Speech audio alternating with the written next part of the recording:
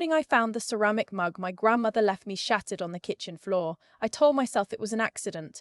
My husband was already gone out the door before 6, like every other morning that month. I cleaned it up with a paper towel, piece by piece, and didn't cry. That's the part I keep thinking about now. I didn't cry over the mug. I didn't cry over any of it until much later, when I finally had room to. My name is Nora. I was 31 years old, working part-time at a physical therapy clinic in Asheville, North Carolina, and I had been married to my husband for 4 years. His name was Grant. He was handsome in a way that photographed well, the kind of man who charmed everyone in a room within the first 10 minutes and then spent the rest of the evening making sure you remembered it. I had loved him the way you love something that moves fast by holding on too tight and not asking where we were going. We had been trying to have a baby for 2 years. 2 years of ovulation kits lined up on the bathroom counter, of scheduling intimacy like a dentist appointment, of me tracking every symptom in an app on my phone. The doctors ran tests on me, then more tests, then a specialist in Charlotte who sat behind a large desk and used words I had to look up later. The conclusion was that I had a condition called diminished ovarian reserve. It didn't mean impossible. It meant difficult. It meant expensive. It meant that when Grant came home one evening and set his keys on the counter and didn't look at me, I already knew what was coming before he said a single word. He told me he wanted a family. He told me he needed to be honest with himself and with me. He told me he had been talking to someone, a lawyer, he said first, and then admitted, a woman from his firm. He spoke in the careful, even tone of someone who had rehearsed this conversation many times and wanted it to go efficiently. I sat at the kitchen table and listened. I remember the refrigerator was humming. I remember I still had my work lanyard around my neck. The paperwork came 2 weeks later. There was a post-nuptial agreement, something he had apparently had drawn up months before that outlined a settlement, $11,000 for 4 years. For the apartment I had helped furnish, the lease I had co-signed, the job offer in Denver I had turned down because he asked me to. His attorney had written it in language so smooth, it almost felt reasonable. Grant sat across from me in a conference room and explained that this was fair, that it was clean, that it was better for both of us to move on without complication. He said the word clean 3 times. I counted. I signed it. I have thought about that moment every single day since. I was afraid. He had implied, without saying directly, that if I pushed back, things could get complicated in ways that would affect my professional licensure. I didn't understand enough to know if that was true. I was scared and exhausted and I wanted it to be over. So I signed and I took the $11,000 and I moved into a small rental house on the east side of Asheville in the first week of March when the mornings were still cold enough to see your breath. The rental was a 2-bedroom on a dead-end street called Sycamore Close. It was older 1970s construction, which meant the windows let in a draft and the water pressure was a suggestion rather than a guarantee. But it had a porch that faced west and caught the late afternoon light in a way that made everything look warmer than it was. I had enough furniture to fill the living room and 1 bedroom. The second bedroom I left empty for a while. I'm not sure why. It felt honest. My neighbor across the street was a man named August. I didn't learn his name for 2 weeks. He was quiet in the way that certain people are quiet, not withdrawn, not unfriendly, but economical. He didn't wave from the driveway the way neighbors in movies wave. He nodded. He kept a vegetable garden along the south side of his house that looked more serious than decorative. He had a dog, a large mixed breed with a grey muzzle, who would sit on the porch and watch traffic with what I can only describe as dignified indifference. The first time we actually spoke was in the first week of April. I was trying to carry a second-hand bookshelf from my car to the porch by myself, and it wasn't working. The shelf was one of those solid pine units from an estate sale, heavier than it looked, and I had made it about 4 feet before I had to set it down on the sidewalk and reconsider my life choices. He appeared beside me without announcement. "You want help with that?" I looked up.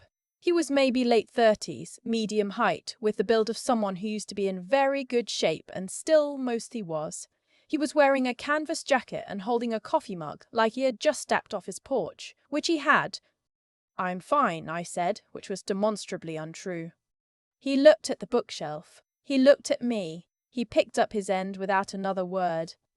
We carried it inside, and he set his end down in the hallway and didn't ask where I wanted it. which I found oddly considerate. He waited. "Living room," I said, "against the far wall." We moved it. He stepped back, nodded once, and headed toward the door. "Thank you," I said. "August," he said, and pointed across the street. Then he left. I stood in my living room for a moment after the door closed and thought, that is either the most normal person I have ever met or something entirely different. I went back to work that spring with the focused desperation of someone who needed not to think. The clinic kept me busy. I had patients recovering from knee replacements and rotator cuff repairs, older adults working to regain balance after strokes, a 17-year-old with a soccer injury who came in wearing earbuds and left smiling every time. I liked the work. I had always liked the work. It was the rest of my life that needed rebuilding. Grant called twice in April. The first time I answered, he wanted to know if I had received a piece of mail forwarded to the old address. I had not. The second time I didn't pick up. There was no voicemail. After that, I stopped expecting him to try. My mother called more frequently, which I was grateful for, even when the calls were difficult. She had never entirely trusted Grant. She had used the word polished once, early on, in a way that was clearly not a compliment, and she was careful now not to say she had been right. She asked about the house, about my patients, about whether I was eating real meals. I told her the truth on all three counts, which was, the house was fine, the patients were good, and the meals were sometimes crackers and hummus eaten standing over the sink at 9:30 at night. She sent me a Le Creuset Dutch oven in a box with a handwritten recipe for chicken soup tucked inside. I used it twice a week after that.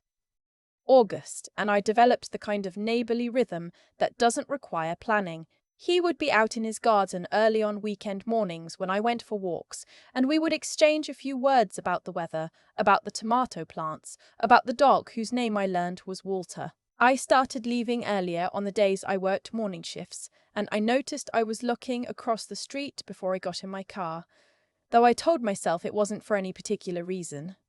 He was not someone who talked about himself easily. I had to learn things in pieces. He had been in the army for 8 years, infantry, 2 deployments to Afghanistan. He had been out for 6 years and now did something in private security consulting that he described as mostly boring paperwork, which I suspected was not accurate. He owned his house outright, which I learned not from him but from a passing comment made by our mail carrier, who was the kind of person who knew everything about everyone on a route and saw no reason to be discreet about it. One evening in May, he knocked on my door with a bag of zucchini from his garden. "I have too many," he said. "I don't know how to cook zucchini," I said. "Olive oil, salt, 400 degrees, 20 minutes. That's it. That's it." I made the zucchini that night and it was genuinely good, and I thought about how straightforward that was. A bag of vegetables and 4 sentences, and how different that felt from 4 years of conversations I was always trying to decode. I started talking to my best friend more that spring. She lived in Raleigh and she had been through her own version of a difficult marriage and a harder divorce, and she had the particular gift of listening without redirecting everything back to herself. She asked good questions.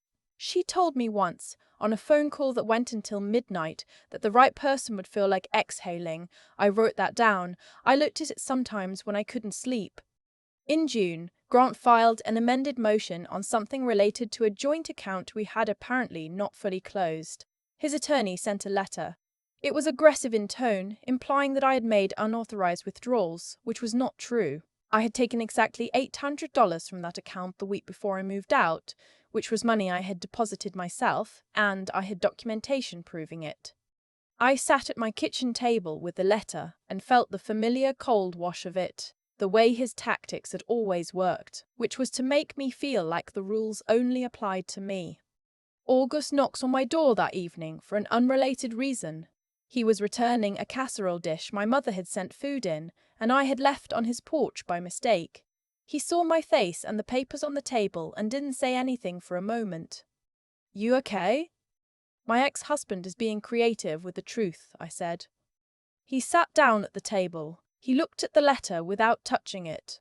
He asked me 2 questions, both specific and practical. Did I have a bank record of the deposit, and did I have the same attorney who handled the original settlement? I said yes to the first, and no to the second I had signed without representation, which I admitted with a kind of shame I still have trouble articulating. He looked at me, not with pity, something else.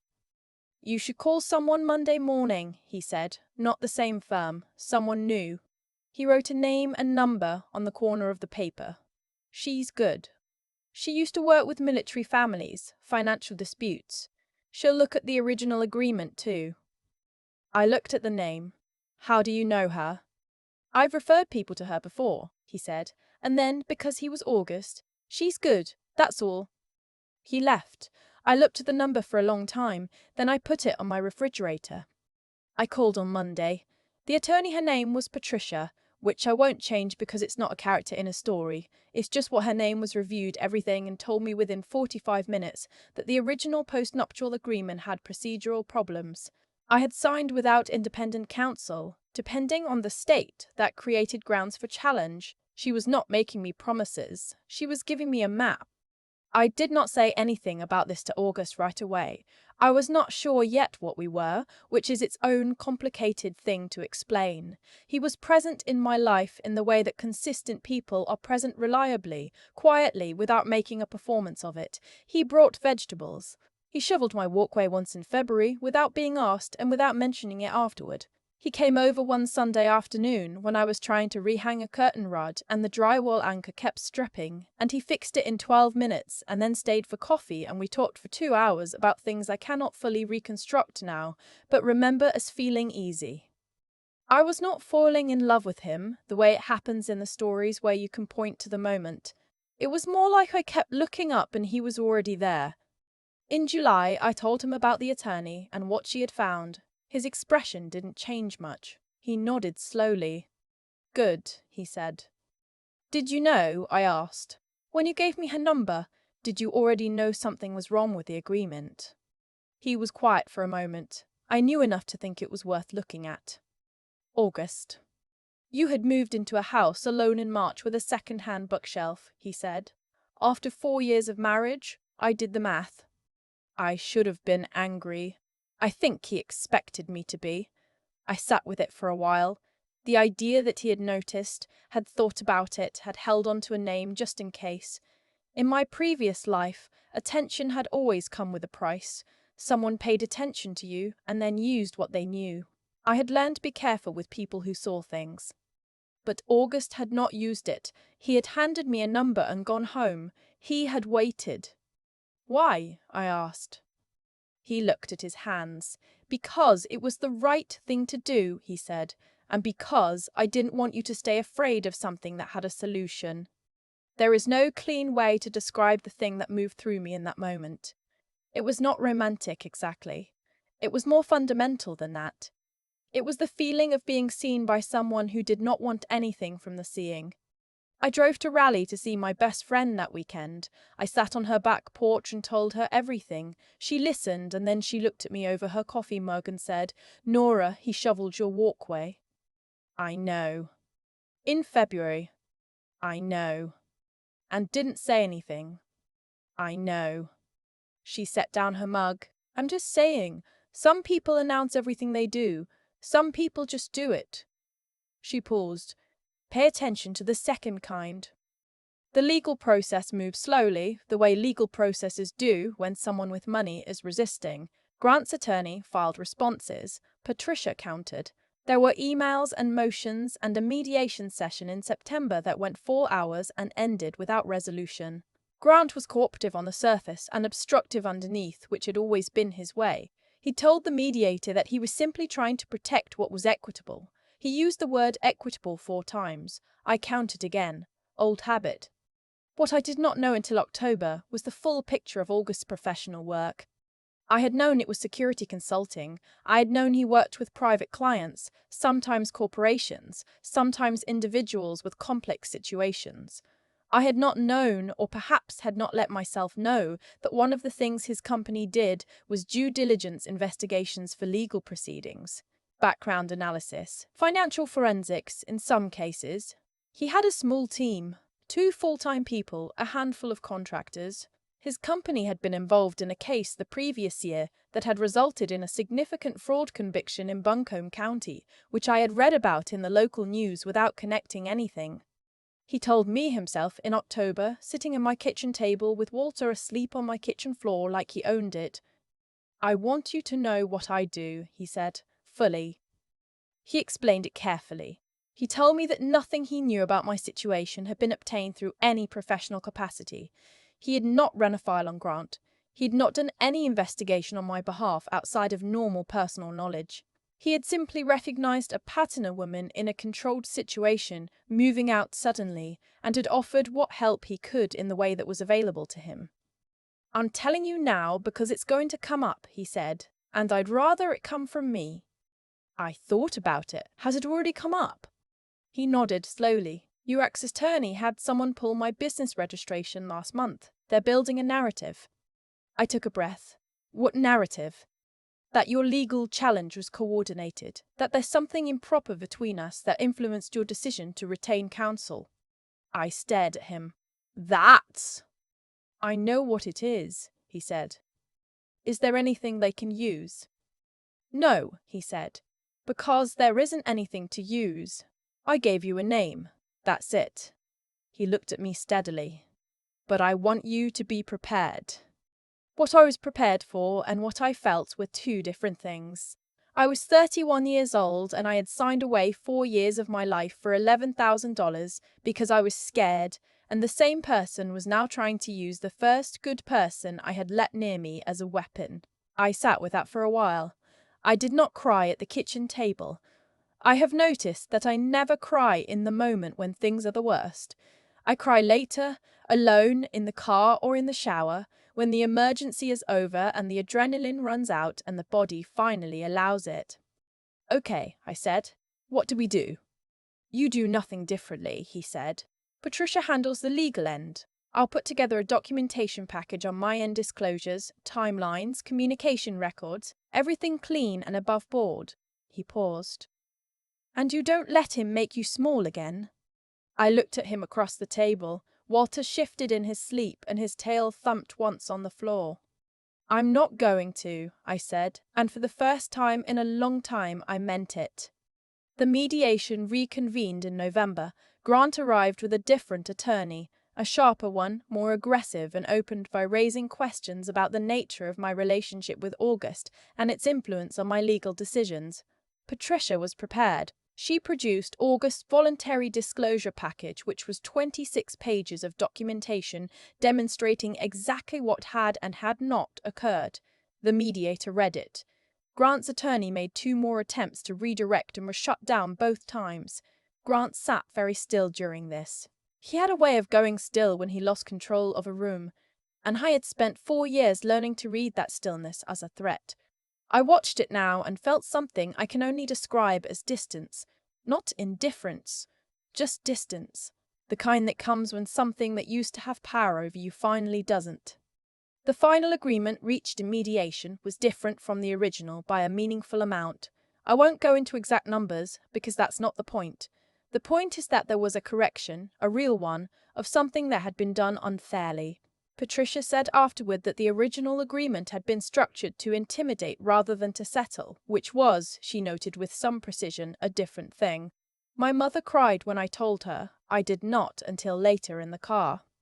August and I went to dinner that evening. Just dinner, a place on Lexington Avenue that he'd been meaning to try, a small Italian restaurant with good bread and tables close together, and a hostess who had clearly seated many people on first dates and seemed quietly pleased about all of them. We had not defined anything between us yet, and I was not sure we needed to. There was a conversation I'd been half waiting for and half avoiding, and it happened somewhere between the soup and the main course, when he asked me what I was thinking, and I said, "I'm thinking that I am genuinely happy to be sitting here." He looked at me. He had a way of listening that felt like the full weight of his attention, which was not a small thing. "Good," he said. "I've been afraid of being happy," I told him, "for a long time. Not because I thought I didn't deserve it, exactly. More because it always seemed to cost something." He was quiet for a moment. "It doesn't have to." I looked at him across the table. The bread was good, the room was warm. Outside, on Lexington Avenue, Asheville was doing what Asheville does on a November evening, cyclists and pedestrians, and the good smell of wood smoke coming from somewhere.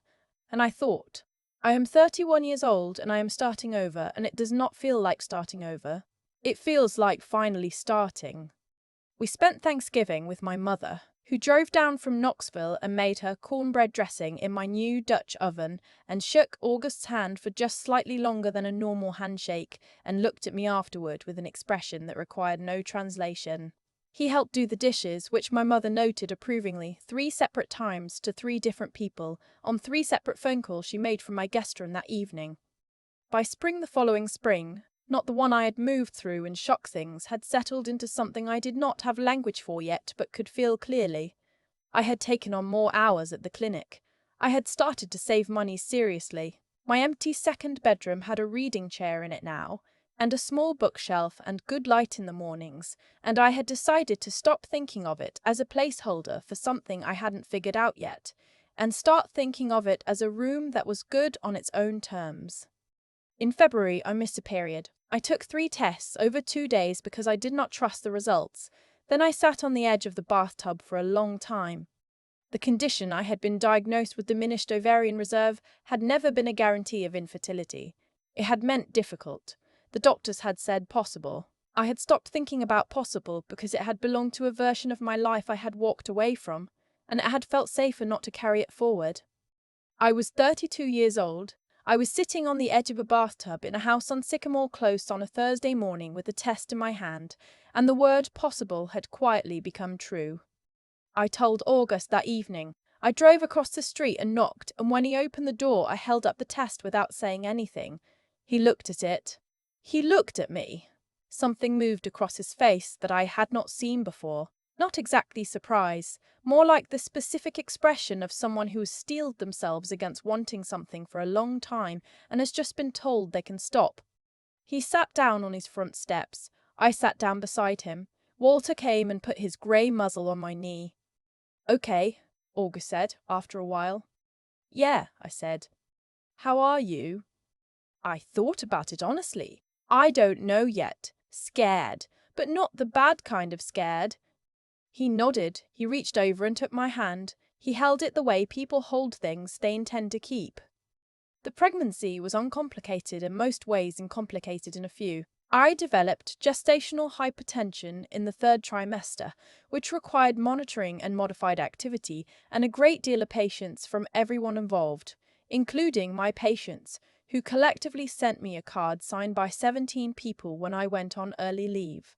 August rearranged his work schedule without discussion. He learned to read blood pressure charts. He sat in waiting rooms without complaint and asked the doctors good questions and never once treated me like I was fragile, which was the particular form of care I needed most.